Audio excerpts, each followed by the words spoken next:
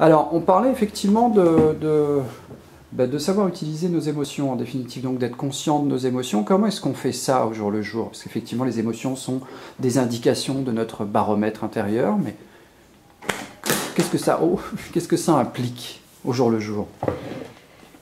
Alors ça veut dire que concrètement, quand je disais on fait quelque chose avec ses émotions, c'est premièrement, il faut en avoir conscience.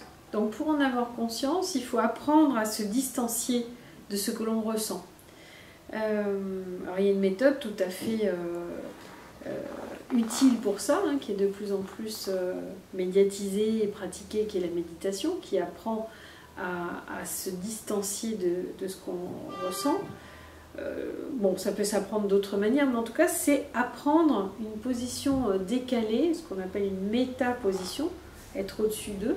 Donc, je ressens quelque chose, le simple fait d'en prendre conscience veut dire que je décolle ma conscience de l'état du sentiment lui-même. Et donc, à partir du moment où j'ai cette conscience-là, je retrouve mon libre arbitre et je peux choisir soit de rester dans cette émotion et d'être un petit peu envahi ou noyé par elle, soit de me rendre compte, ce que je disais précédemment, qu'elle vient m'indiquer quelque chose de moi, quelque chose qui est sans doute dans l'inconfort, qui nécessite donc une réponse, qui est de comprendre ce qu'elle vient m'exprimer, donc ce besoin non satisfait, et comment je vais m'y prendre pour y répondre.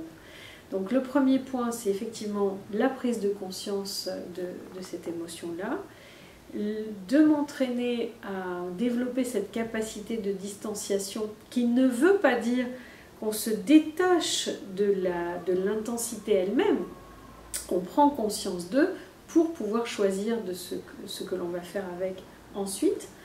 Donc ensuite, on peut choisir de comprendre ce qu'elle vient nous dire et d'apporter des réponses à ses besoins non satisfaits. Et on peut aussi faire quelque chose qui est d'apprendre à traverser l'émotion. Parce que quand on est joyeux, évidemment, on a envie de rester dedans. Donc on a envie de goûter le bonheur d'être dans cette émotion-là. Par contre, la tristesse, la colère et la peur, on cherche à s'en détacher. Bon, en fait, ça ne marche pas. Soit on est détaché de tout, soit on est attaché à tout. Mais attaché à la joie et détaché du reste, ça ne marche pas. Donc il faut choisir son camp.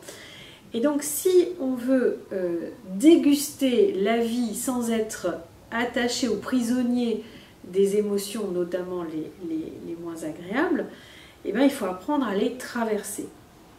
Puisqu'on se rend compte en fait que quand on veut les éviter, ce qui est de l'ordre du déni, la négation, l'évitement, on cherche à mettre un couvercle sur quelque chose et en fait ça revient en boucle. C'est-à-dire qu'on se rend compte qu'on va avoir sans arrêt des pensées sur les problèmes qu'on a et sur les peurs qu'on a. Ça revient, ça revient, ça revient. Donc la meilleure des façons, c'est d'apprendre à traverser.